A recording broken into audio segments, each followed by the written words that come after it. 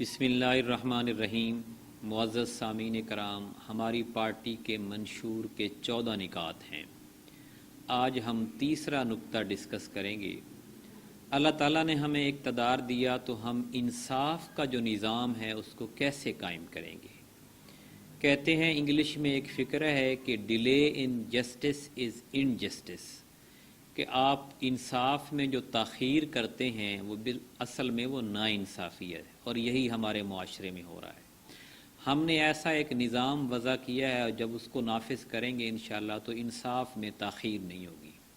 وہ نظام اس طرح ہے کہ ہر یونین کونسل یا ہر وارڈ یا ہر قبیلہ، اس میں ہم ایک پنچایتی کونسل بنائیں گے۔ اس پنچایتی کونسل کے 5 ممبران ہوں گے اور وہ 3 سال کے لیے منتخب ہوں گے۔ ان کو عوام منتخب کرے گی، اور وہ جو 5 ممبران ہوں گے وہ ان میں سے کوئی بھی اپنی تشہیر نہیں کرے گا، نہ نام رکھے گا، نہ ہی کوئی اپنے ووٹ مانگنے جائے گا، بلکہ ہر بندہ جو ووٹ دینے والا ہوگا وہ کسی کو بھی اپنا ووٹ دے سکتا ہے، اور کثرت والے جو ہوں گے اچھے نام والے ان کو جو ہے وہ جیوری میں شامل کیا جائے گا۔ یہ کچھ ملکوں میں چل بھی رہا ہے۔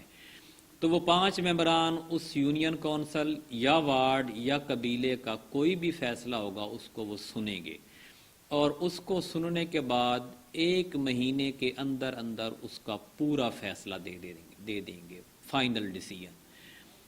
وہ جو فیصلہ دیں گے اس میں جو دونوں فریق ظاہر ہے، جس کے ساتھ زیادتی ہوئی ہے وہ بھی اپنے دلائل دے گا، اور جس نے زیادتی کی ہے وہ لکھ کے بھی دے سکتے ہیں بذریعہ کونسل، اور خود بھی وہ لکھ کے دے سکتے ہیں۔ جو خود نہیں لکھ سکتا اس کو لکھ کے دینے کے لیے گورنمنٹ سہولت دے گی تاکہ وہ فری میں وہ جو ہے وہ لکھوا کر دے سکے۔ اس فیصلے کو چیلنج صرف ہائی کورٹ میں کیا جائے گا، اور ہائی کورٹ پابند ہوگی کہ 1 مہینے کے اندر اس میں فیصلہ سنائے، اور ہائی کورٹ کے فیصلے کو چیلنج سپریم کورٹ میں کیا جائے گا، اور سپریم کورٹ پابند ہوگی کہ وہ بھی 1 مہینے کے اندر فیصلہ سنا کر اگلے 1 مہینے میں اس کو نافذ العمل کر دے۔ 4 ماہ کے اندر کسی بھی فیصلے پہ عمل درآمد ہو کے سزا یا جزا اس کو دے دی جائے گی۔ ہماری کوشش ہم کریں گے کہ جو سول کورٹ اور سیشن کورٹس ہیں یہ صرف سرکاری مقدمات کو سنیں۔